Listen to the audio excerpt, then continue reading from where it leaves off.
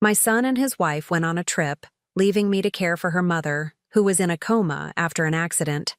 As soon as they left, she opened her eyes and whispered something that made my spine freeze. "I'm glad to have you here. Follow my story until the end and comment the city you're watching from, so I can see how far my story has reached." I never imagined that at 64 years old, I'd discover just how little I really knew about my own son. Grant had always been distant, even as a child, but I told myself that was just his personality. Some people aren't naturally affectionate, right? I convinced myself of that for years, especially after he married Amelie 3 years ago. When Grant called me last Tuesday morning, his voice carried that familiar tone of obligation rather than warmth. "Mom, Amelie and I need to take an emergency trip to Seattle. Her mother had another episode, and we can't leave her alone."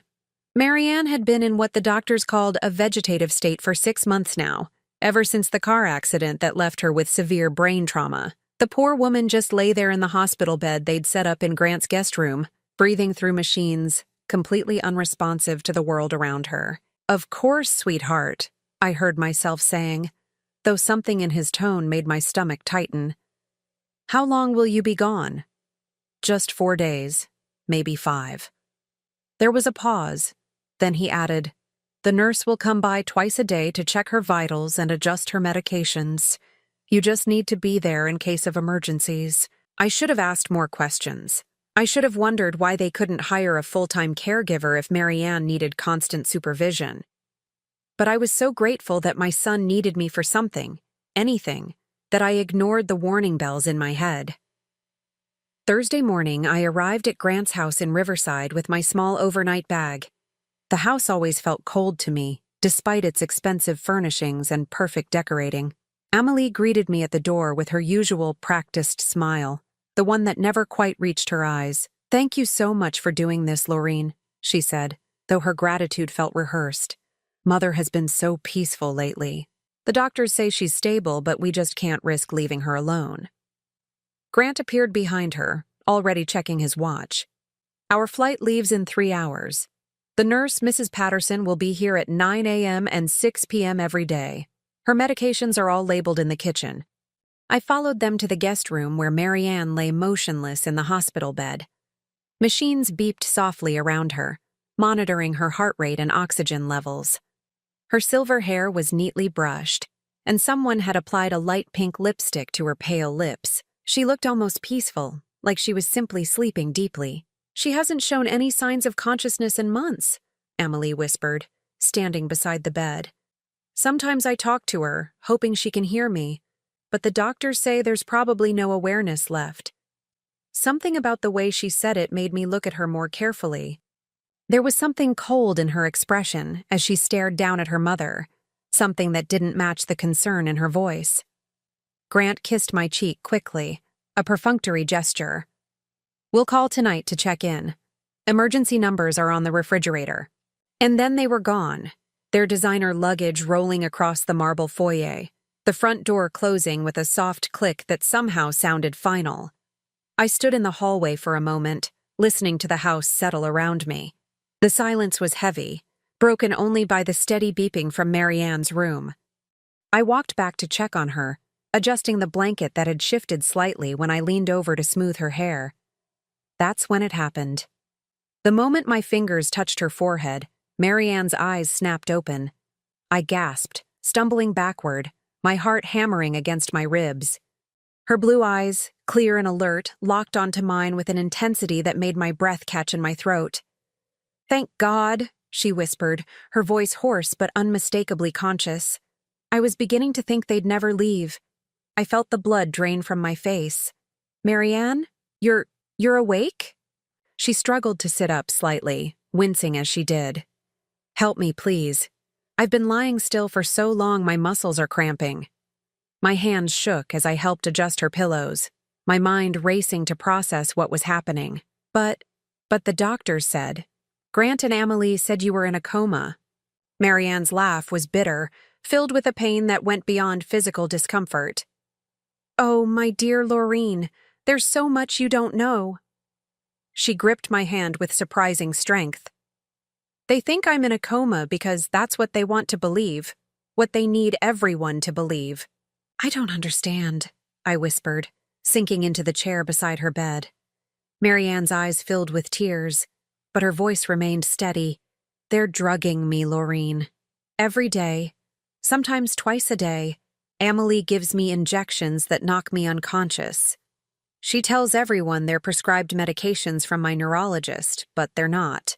The room seemed to spin around me. That's impossible. Why would they do such a thing? Because, Marianne said, her voice dropping to barely above a whisper, they're stealing everything I own, and they need me unconscious so I can't stop them. I stared at her, my mouth dry, my heart pounding so hard I was sure she could hear it. What do you mean stealing?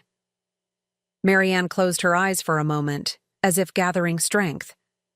My bank accounts, my investments, my house in Portland. They've been forging my signature, claiming I gave them power of attorney while I was supposedly unconscious. They've already transferred over $200,000 out of my retirement fund. The numbers hit me like physical blows. $200,000. But Grant would never. He's my son. Your son, Marianne said gently but firmly, is not the man you think he is. And Amelie, her voice hardened. Amelie is a monster. I felt sick, my stomach churning with disbelief and growing horror. How do you know all this if they're keeping you unconscious? Because sometimes I fight off the drugs long enough to hear them talking. They think I'm completely out, so they don't bother to leave the room when they discuss their plans. Marianne's grip on my hand tightened. Last week, I heard Amelie on the phone with someone, laughing about how easy it's been to fool everyone. She said the hardest part was pretending to cry at the hospital. The room felt like it was closing in on me. This can't be real. This can't be happening. It gets worse, Marianne whispered, and something in her tone made ice form in my veins. They're not planning to keep this up forever. I heard them arguing about timing, about when to let me naturally slip away. The words hung in the air between us like a death sentence. I couldn't breathe, couldn't think, couldn't process what she was telling me. They want to kill you, I said, the words feeling foreign in my mouth. Marianne nodded slowly. And Laureen, I think you might be in danger too. The silence that followed Marianne's words was deafening. I sat frozen in that chair, staring at this woman I'd believed was unconscious, trying to make sense of what felt like a nightmare I couldn't wake up from.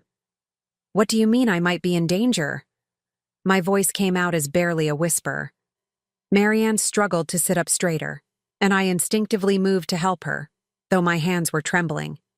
You're here as their witness, Laureen, the devoted grandmother, caring for her son's poor mother-in-law out of the goodness of her heart.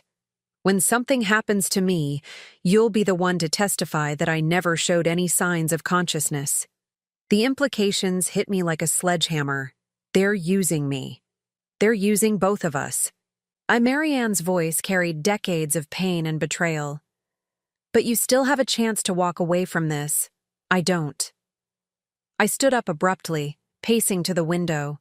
The suburban street looked so normal, so peaceful. Children playing on lawns, neighbors walking their dogs. How could such evil exist in a world that looked so ordinary? Tell me everything, I said, turning back to her.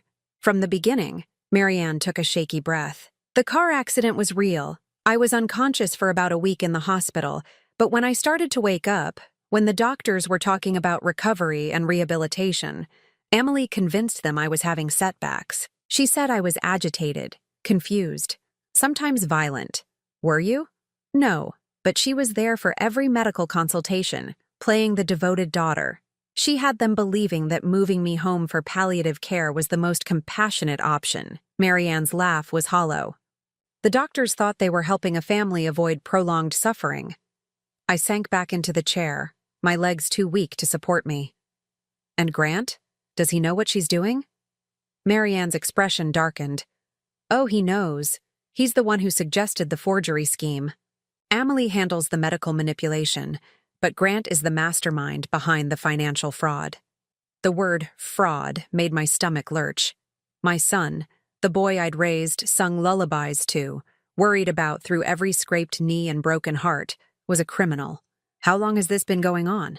The drugging started about 3 months ago. At first, it was just mild sedatives, supposedly to help with my agitation. But gradually, the doses got stronger. Some days I'd be unconscious for 18 hours straight. Marianne's voice grew stronger as she spoke, as if sharing the truth was giving her back her power. The financial transfers started right after they brought me home from the hospital.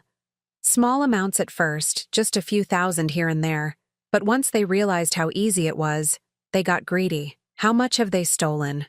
As of last month, when I was conscious long enough to overhear a phone call, they'd moved nearly $400,000 from my various accounts. My house in Portland is up for sale, though I never signed any papers.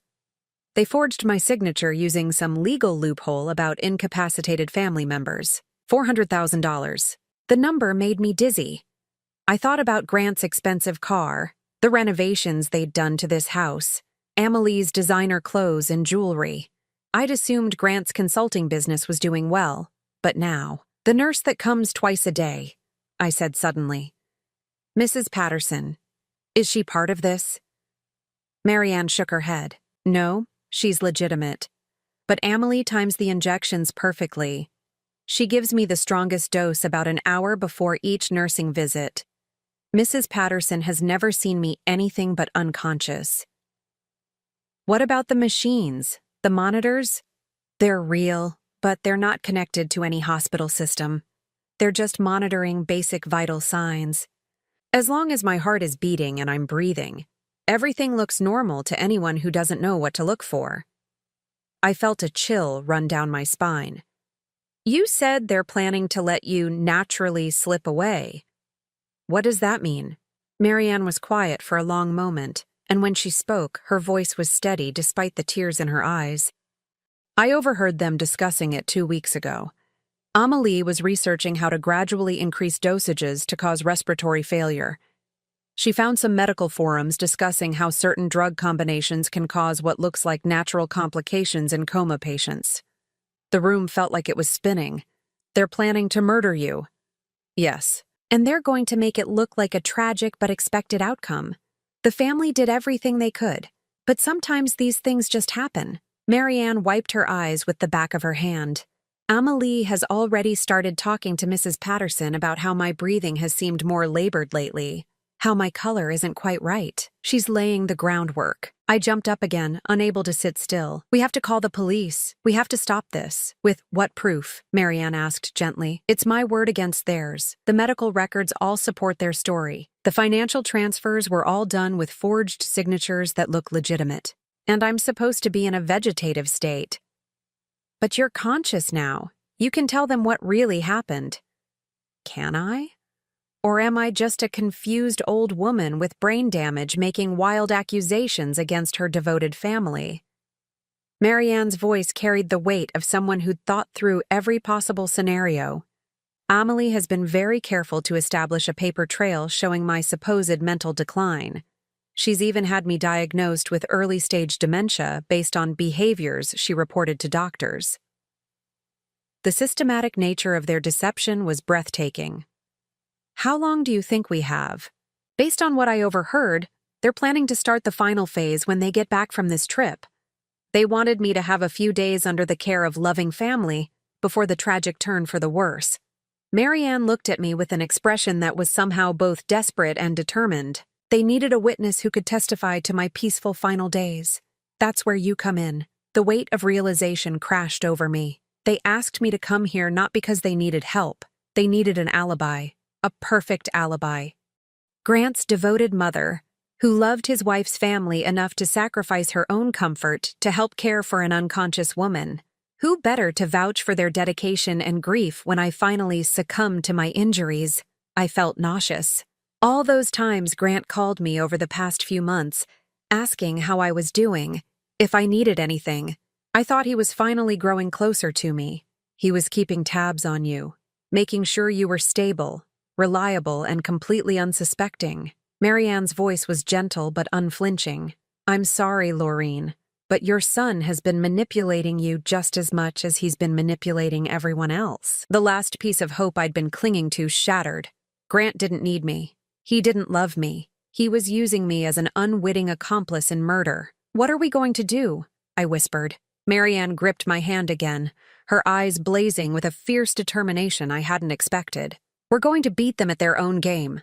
Over the next several hours, Marianne told me things that made my blood run cold. We spoke in whispers, even though we were alone, as if the walls themselves might betray our conversation to Grant and Amelie. The first time I realized something was wrong was about 4 months ago, Marianne began, her voice growing stronger as she shared her story. I was starting to feel more like myself after the accident. The physical therapy was helping, and I was beginning to remember things more clearly. That's when Amelie started suggesting to the doctors that I was having episodes. What kind of episodes? According to her, I would become violent when she tried to help me with basic tasks. She said I didn't recognize her, that I would scream and try to hit her. She even showed up to one doctor's appointment with scratches on her arms. Marianne's voice was filled with disgust. Scratches she gave herself. I felt sick imagining the performance Amélie must have put on. And the doctors believed her? Why wouldn't they? She was the devoted daughter, exhausted from caring for a traumatized mother. She would cry during the appointments, talking about how heartbreaking it was to see me so confused and angry. She even brought Grant to one visit to confirm her stories. What did Grant say? Marianne's expression hardened. He played his part perfectly. Talked about how difficult it was for Amelie, how worried he was about her mental health from the stress of caring for me. He suggested that perhaps medication could help calm my aggression so that Amelie could provide better care. The calculated nature of their deception was stunning. So the doctors prescribed sedatives. At first, yes, mild ones. But Amelie kept reporting that they weren't working. She said I was getting worse, more violent, more confused. Each visit, she painted a picture of a woman descending further into madness. Marianne paused, closing her eyes as if the memory was painful. The doctors started prescribing stronger medications, and that's when Amelie began preparing her own injections. What do you mean? She would show the doctors the prescription bottles, let them see that she was following their instructions, but she was also adding her own concoctions. Drugs she was somehow getting elsewhere. Marianne's voice dropped. I think she has connections from her previous job. Previous job? She used to work at a rehabilitation facility for elderly patients. She was fired about 5 years ago, though Grant never told me why. I found out later from a mutual friend that there had been some kind of investigation involving patient medications, but nothing was ever proven. The pieces were falling into place, creating a picture so dark I could barely comprehend it. She's done this before. I think so. And I think that's how she and Grant met. Not at the coffee shop like they told everyone, but through some connection related to her work with vulnerable elderly patients. Marianne shifted uncomfortably in the bed. Grant has always been drawn to easy money, even as a teenager. Remember when he got in trouble for selling fake IDs in high school? I did remember, though I'd tried to forget. Grant had been suspended for 2 weeks, and I'd spent hours at the school principal's office, making excuses for his behavior. I thought he'd outgrown that phase. He didn't outgrow anything. He just got better at hiding it. Marianne's voice was filled with a sadness that went beyond her own situation. Laureen, I need you to understand something. This isn't just about money for them. They enjoy it. The control, the deception, the power they have over someone helpless. What do you mean? Sometimes, when they think I'm completely unconscious, they talk to me anyway. Amelie will lean over my bed and whisper things about how pathetic I am, how no one will miss me when I'm gone. Grant talks about all the things they'll buy with my money, the trips they'll take. Marianne's voice trembled slightly. They've turned my suffering into entertainment. I felt rage building in my chest, hot and fierce. Those monsters. Last week, when they thought I was deeply sedated, I heard them discussing timeline. They want to wrap this up before the holidays because they've already booked a cruise to the Mediterranean. They're using my money to pay for it, and they want me dead so they can enjoy it without worry. A cruise? The casual nature of it, the way they were planning to celebrate her murder, made me feel physically ill. $15,000 for a month-long luxury cruise. They've already put down a deposit. Marianne looked directly at me. They're planning to be grieving family members who need time to heal from their tragic loss. The audacity was breathtaking. How do you know all these details? Because they're not as careful as they think they are. When you believe someone is unconscious, you stop monitoring how loudly you speak. And when you're excited about your schemes, you tend to share details. Marianne managed a weak smile. They've essentially confessed their entire plan to me over the past few months. What exactly is the plan? Marianne took a deep breath, as if preparing herself to relive the most terrifying parts. Starting when they return from Seattle, Amelie is going to begin documenting what she calls concerning changes in my condition. She'll call Mrs. Patterson and maybe even bring in another nurse for a second opinion. She's going to report that my breathing seems labored, that my color is off, that she's noticed signs of organ failure. But you're fine. Not for long. She's going to increase the drug dosages to actually cause the symptoms she's reporting. Respiratory depression, irregular heartbeat, signs that my body is shutting down. Marianne's voice was clinical, as if she were discussing someone else's death. The beauty of their plan is that it will look completely natural. A brain-injured woman whose body finally gives up the fight. How long do they think this will take? Based on what I overheard, they're planning for it to happen over about 10 days. Long enough to seem natural, but not so long that it becomes inconvenient. Marianne paused. They want me dead before Thanksgiving. That was less than 3 weeks away. And what about after? What happens when you're dead? They inherit everything through Amelie's status as my next of kin. The house, the remaining money, my life insurance policy.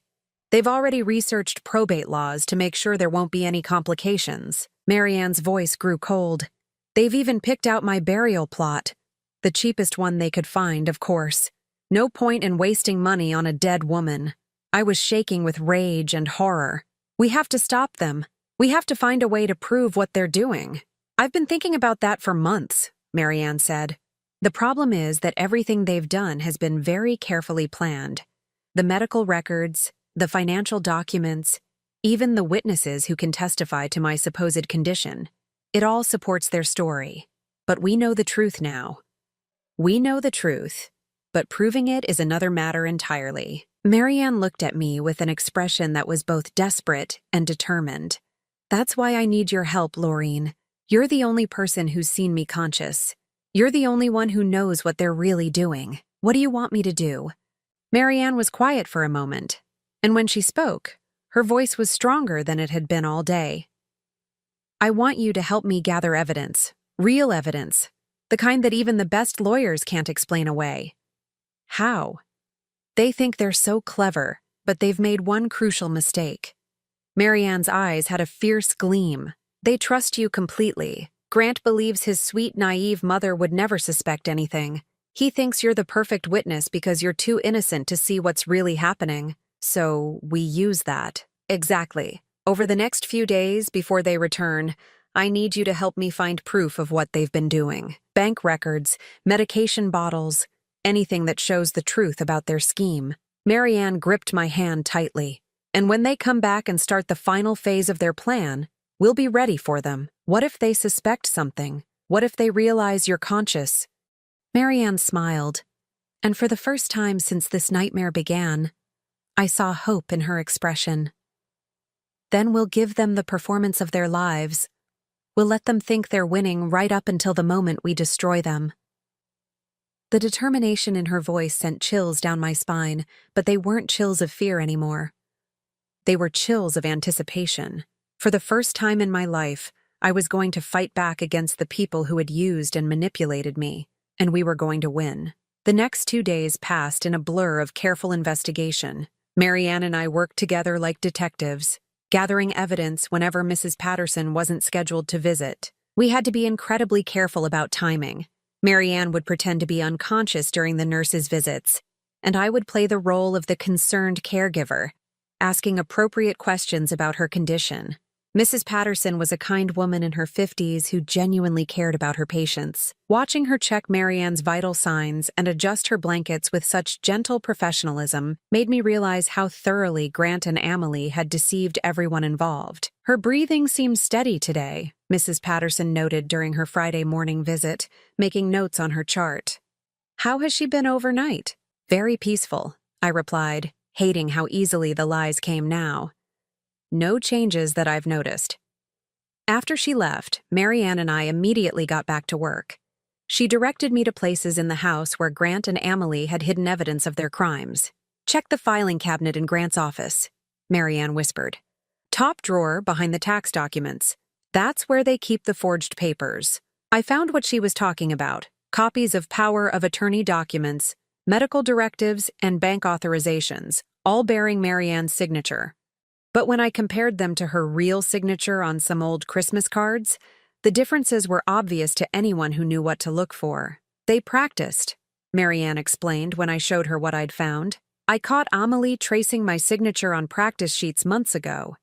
When I asked her about it, she said she was helping me with thank you notes for get well cards. I believed her.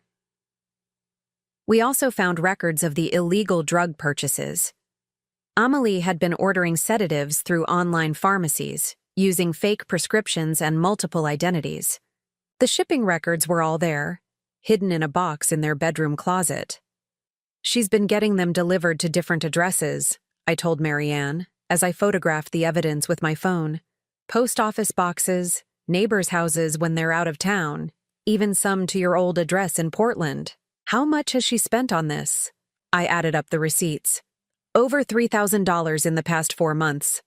All paid for with transfers from your bank account.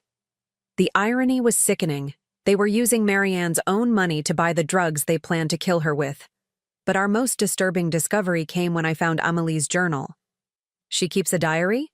Marianne asked when I told her what I'd found hidden behind books in their bedroom. Not exactly a diary, more like planning notes. I felt sick reading it. She's been documenting everything. The drug combinations, the timing, even her observations about how you react to different dosages. Marianne was quiet for a long moment. Read me some of it. I opened the journal to a random page and read, October 15th, increased morning dose to 4 milliliters. Subject remained unconscious for 19 hours. Breathing remained stable, but heart rate dropped to 58 beats per minute. Need to adjust to avoid suspicious readings during nurse visits. She's treating me like a lab experiment, Marianne said, her voice barely above a whisper. I turned to another page. October 22nd. Subject showed signs of awareness around hour 16. Made soft sounds when repositioned. Administered additional dose immediately. Note, may need to increase standard dosage to prevent breakthrough consciousness. My God, Marianne. She's been studying how to keep you unconscious more effectively. What else does it say? I flipped through more pages, each entry more chilling than the last. October 28th. Discussed timeline with G. Agreed to begin final phase after Seattle trip. Will document declining condition starting November 1st. Estimate 10 to 12 days for complete respiratory failure. G excited about December cruise. Suggested upgrading to suite with our windfall. Marianne closed her eyes, but not before I saw tears forming. They're talking about my death like it's a vacation planning meeting. The final entry was the worst. November 2nd, L will be perfect witness to final days. Her testimony about peaceful final weeks will be crucial for any insurance investigations. G says his mother has always been easy to manipulate. She'll never suspect anything. Looking forward to finishing this and moving on with our lives. I set the journal down, my hands shaking with rage. She calls you the subject and me L like we're not even human beings. Because to them we're not. We're just obstacles to overcome and tools to use. Marianne opened her eyes, and I was surprised to see determination rather than despair. Did you photograph all of it? Every page. Good. Now we need to put everything back exactly where we found it. We can't let them know we've discovered their plans. We spent the rest of Friday carefully replacing all the evidence, making sure everything was positioned exactly as we'd found it. Marianne coached me on how to act natural when Grant and Amelie returned. Remember, you've been caring for an unconscious woman for 3 days. You should seem tired, maybe a little overwhelmed. Ask them lots of questions about my condition and what to watch for. Act like the concerned, slightly anxious mother-in-law. Saturday morning, Mrs. Patterson made her usual visit. As she checked Marianne's vitals, she made a comment that sent chills down my spine. "Has anyone else been giving her additional medications?" she asked, studying her charts. "Her heart rate seems a bit slower than usual." My mouth went dry. "Just what's on the schedule you gave me." Mrs. Patterson frowned slightly. Well, these things can fluctuate. I'll make a note for her primary care physician." She looked at me with concern. "How are you holding up, dear? This can't be easy." "I'm managing," I said, though inside I was screaming. She was seeing the effects of Amelie's drugs without realizing what they really were. After she left, Marianne and I discussed what the nurse's observations might mean. "They've been dosing you even when they're not here," I realized. "There must be some kind of delayed release system." "Check the IV bag," Marianne suggested. "Amelie changes it every day before the nurse visits, but she might have added something to this one before they left." I examined the IV setup and found what looked like a small additional chamber attached to the main line, almost invisible unless you knew what to look for. "That's it," Marianne said when I described it to her. "She's been giving me extended doses through the IV. That's why I've been having trouble staying conscious for longer periods. Should I remove it?" "No. If Mrs. Patterson notices a change in my vitals before Grant and Amelie return, it might raise questions we're not ready to answer yet." We were running out of time to prepare. Grant had texted that morning to say their flight was delayed, but they'd be home by Sunday evening. That gave us less than 36 hours to finalize our plan. "What exactly are we going to do when they get back?" I asked. "We're going to let them start their final phase exactly as planned," Marianne said. "But this time we'll be recording everything." Sunday afternoon, my phone rang. Grant's name appeared on the screen, and my heart started pounding. "Hi, sweetheart," I answered, forcing my voice to sound normal. "Mom, change of plans. Our flight got moved up. We'll be home in about 3 hours instead of tonight." My blood turned to ice. We weren't ready. "Oh, that's wonderful. I know you're anxious to get back to check on Marianne." "How has she been?" "The same. Mrs. Patterson says her vitals are stable. She seems very peaceful." The lies felt like ash in my mouth. "Good. Listen, Mom, I want to prepare you for something." The nurse mentioned that Marianne's condition might start declining soon. These things happen with brain injuries. Sometimes patients seem stable for months, then take a sudden turn for the worse. He was already laying the groundwork, just as Marianne had predicted. "Oh no. What should I watch for?" "Changes in her breathing, her color, things like that.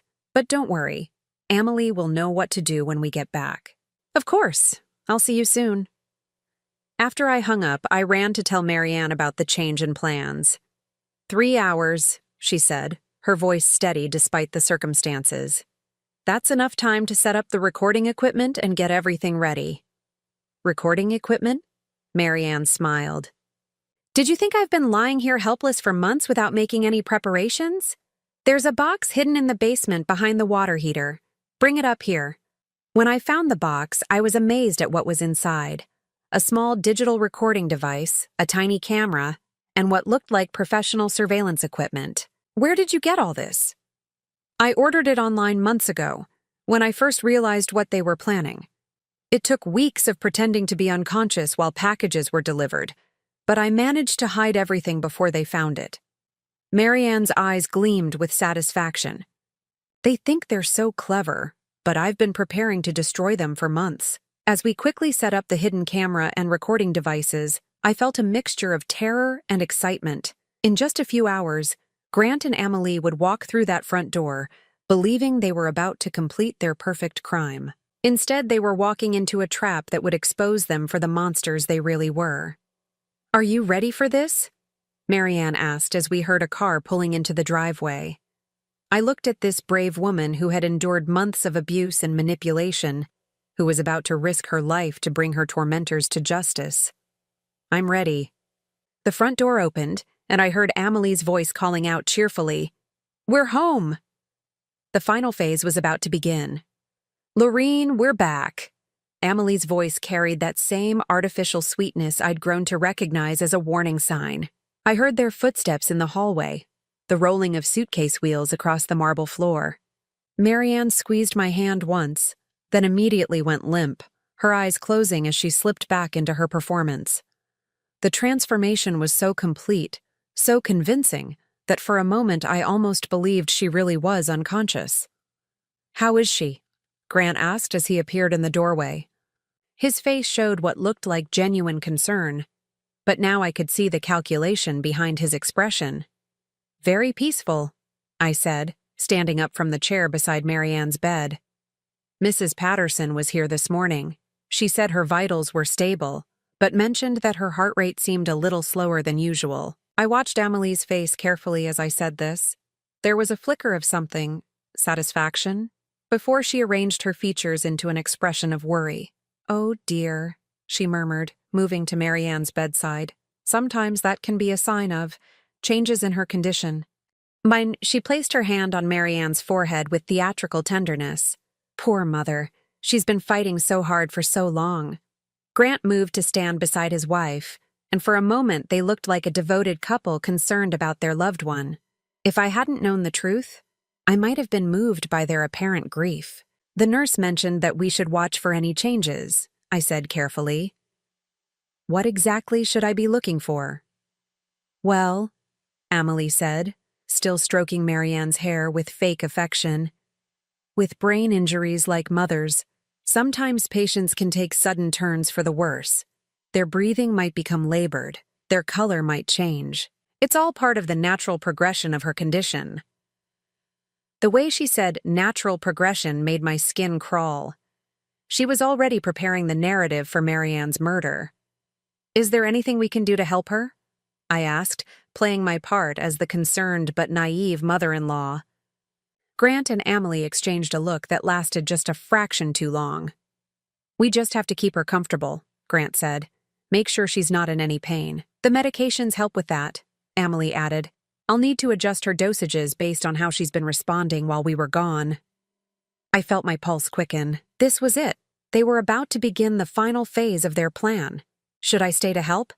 I could take time off work. "That's so thoughtful of you, Mom," Grant said, and for a split second I almost believed the warmth in his voice was real. "But you've already done so much. You should go home and get some rest."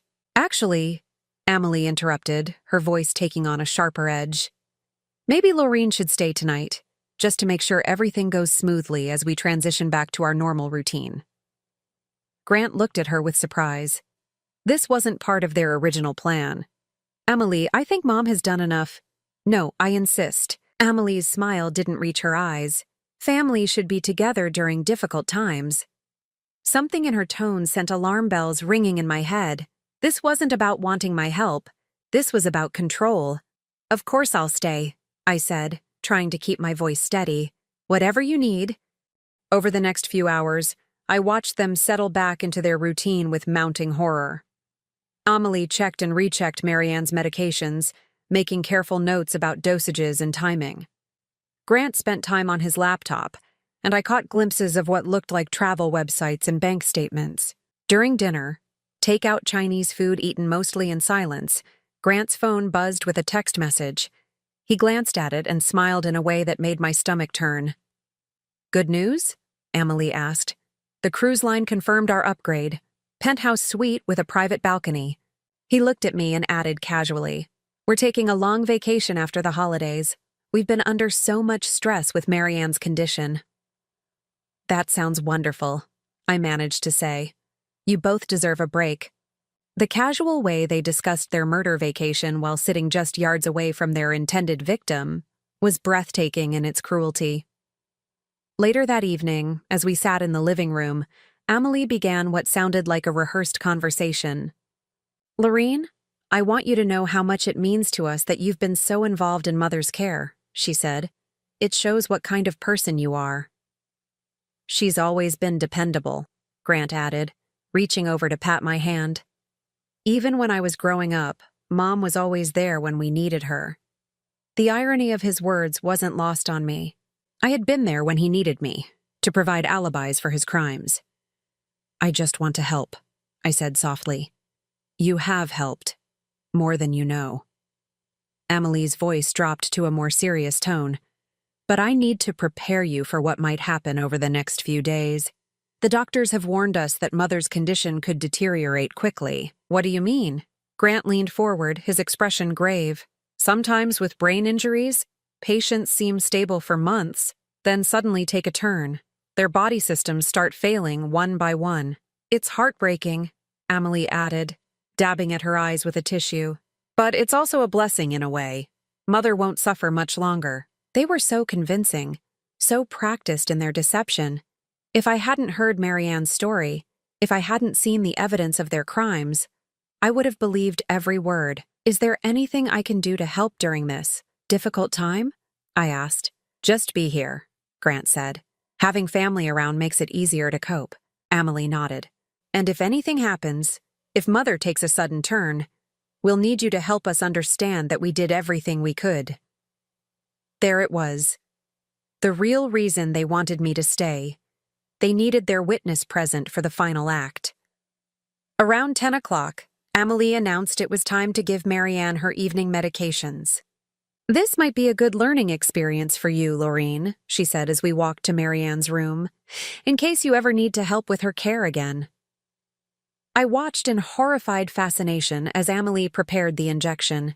She was so casual about it, chatting about the different medications and their purposes while she drew liquid from multiple vials into the syringe. This one is for pain management, she explained, holding up one vial. This is to help with muscle spasms, and this one helps her sleep peacefully. The peaceful sleep medication, I realized, was probably the sedative that would keep Marianne unconscious for the next 18 hours.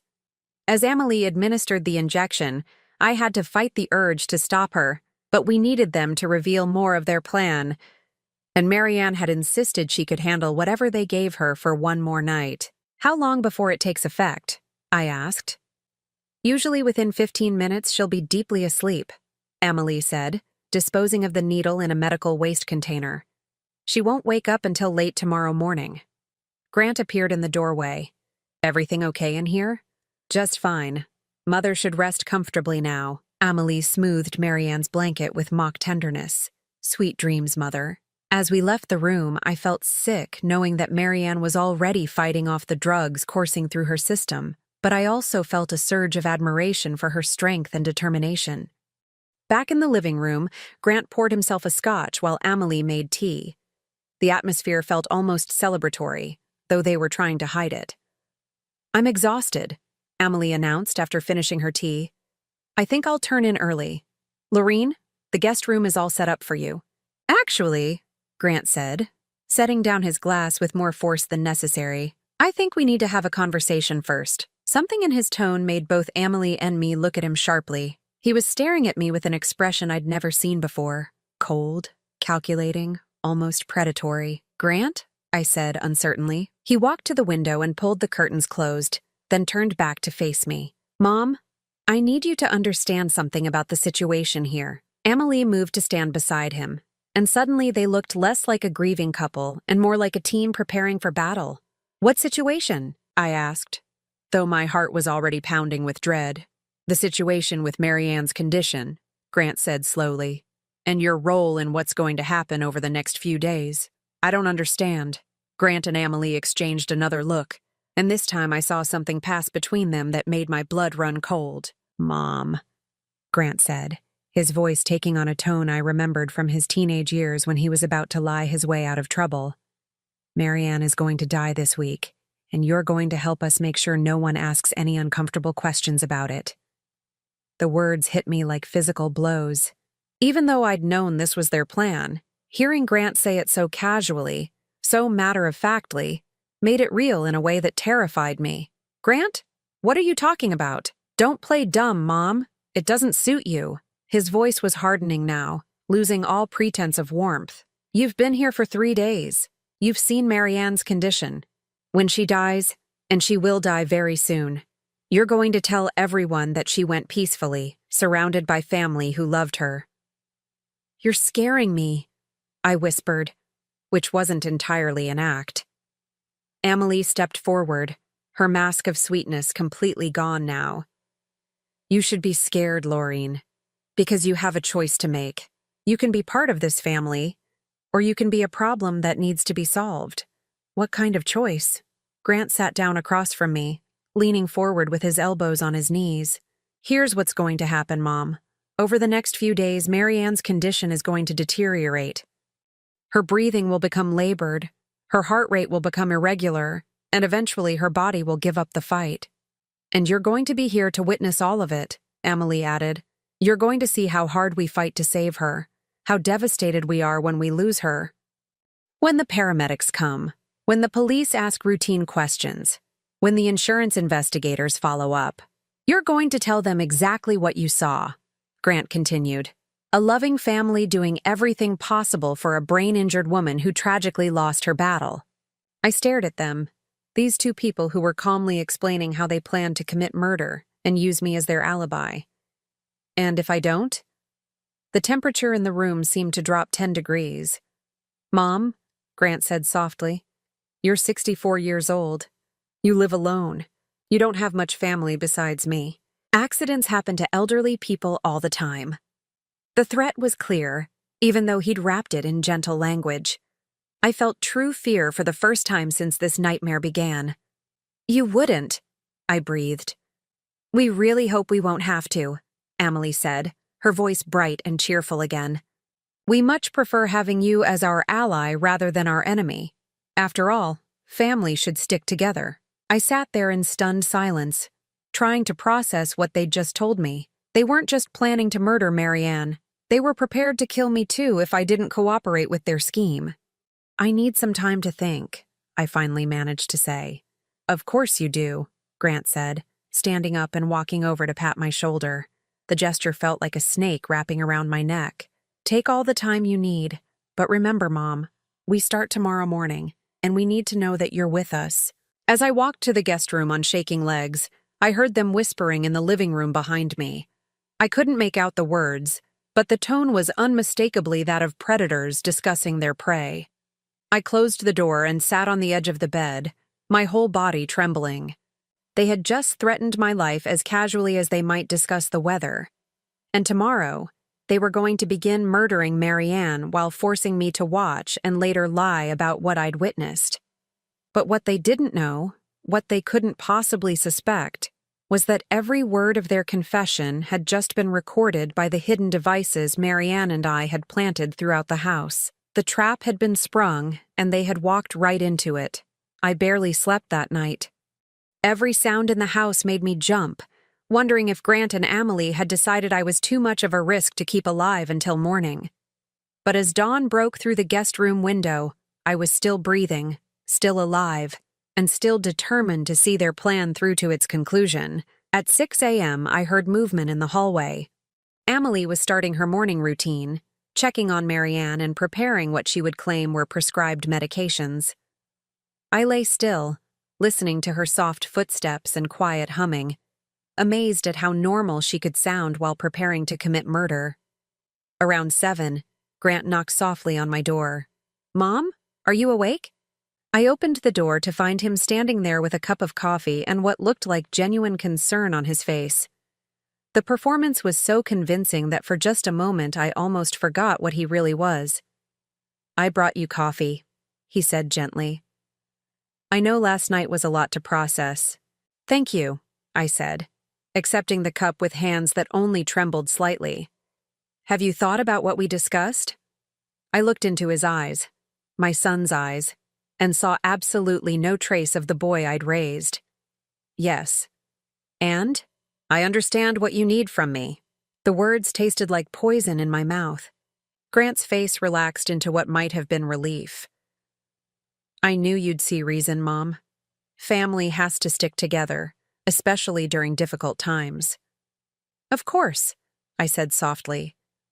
I just want to help. Good. Emily is going to start documenting changes in Marianne's condition today. She might need you to witness some of those changes to confirm what you've observed. I understand. Grant patted my shoulder again, that gesture that now made my skin crawl. You're doing the right thing, Mom. This is what's best for everyone. After he left, I got dressed quickly and made my way to Marianne's room. Emily was there, adjusting IV lines and making notes on a chart. How is she this morning? I asked. I'm concerned, Amelie said, her voice full of practiced worry. Her breathing seems more labored than usual, and her color is off. I think we might be seeing the beginning of the decline the doctors warned us about. I looked at Marianne, lying motionless in the hospital bed. Her breathing did seem slightly more labored, but I knew that was due to whatever drugs Amelie had given her the night before. Should we call Mrs. Patterson? I already did. She's coming by this afternoon to reassess. Amelie made another note on her chart. I also called Dr. Brennan's office to let him know about the changes. Dr. Brennan was Marianne's supposed neurologist, another part of their carefully constructed web of lies. I wondered if he even existed, or if Amelie was managing that deception too. What can I do to help? Just keep watch over her while I prepare her morning medications. If you notice any changes in her breathing or color, let me know immediately. I sat beside Marianne's bed, gently holding her hand. To anyone watching, I looked like a caring family member providing comfort. But I was actually checking for the subtle signs we'd arranged, a slight pressure of her fingers to let me know she was conscious and alert inside her chemically induced prison. The pressure came, barely perceptible, but definitely there. Marianne was awake, aware, and ready. Over the next few hours, Amelie orchestrated what could only be called a masterpiece of deception. She documented declining vital signs, noted changes in Marianne's breathing patterns, and called in concerned reports to medical professionals who existed only in her imagination. I'm worried about fluid in her lungs, she told someone on the phone, supposedly Dr. Brennan's nurse. Yes, I know it's a common complication with prolonged bed rest. Should we increase the respiratory therapy? Grant played his part perfectly too, acting like a devoted son-in-law struggling with the impending loss of his wife's mother. He made tearful phone calls to imaginary relatives, updating them on Marianne's deteriorating condition.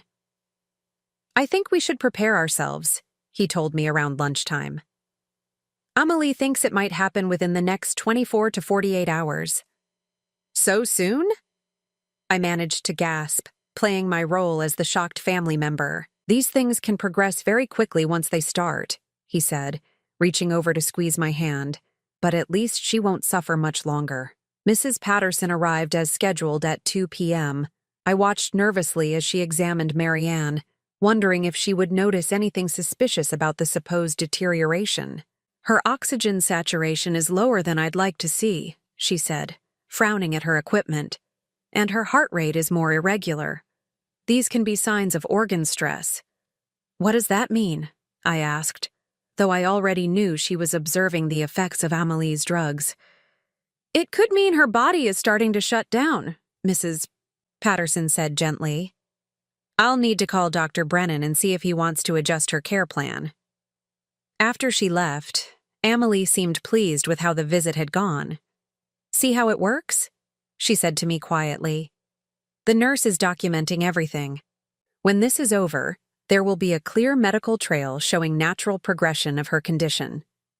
That evening, as we sat down for what I knew would be our last family dinner, Grant opened a bottle of wine to celebrate what he called getting through a difficult day. To family, he said, raising his glass. To family, Amelie echoed. To family, I repeated, though the word felt hollow in my mouth. As we ate, they continued to discuss their plans with the casual cruelty I'd come to expect. The cruise, the house they wanted to buy with Marianne's money, the new car Amelie had picked out. We're thinking of moving to Florida after everything settles down, Grant said. Fresh start, you know. Too many sad memories here. What about me? I asked, playing into their assumption that I would be part of their ongoing deception. Grant and Amelie exchanged one of their looks. We were hoping you might come visit us often, Amelie said sweetly. Maybe even relocate eventually. Family should stay close, especially after going through something traumatic together. They wanted to keep me close where they could monitor me, make sure I never decided to tell the truth about what I'd witnessed. That sounds wonderful, I said, smiling at them both. Around 9 p.m., Amelie announced it was time for Marianne's evening medications. "This might be the last dose we give her," she said quietly. "I'm going to increase the respiratory suppressants. If her body is already struggling, this should ease her transition." Transition, such a gentle word for murder. I followed them to Marianne's room and watched as Amelie prepared what I knew was a lethal cocktail of drugs. She was more careful this time, measuring precise amounts and making detailed notes about dosages. "This is a merciful thing we're doing," she said as she drew the mixture into a syringe. "She's already gone, really. We're just helping her body catch up to what her mind already knows." Grant nodded solemnly. It's what she would have wanted. As Amelie moved toward Marianne's IV line with the syringe, I felt my heart pounding so hard I was sure they could hear it. This was the moment we'd been waiting for, the final proof of their intent to commit murder.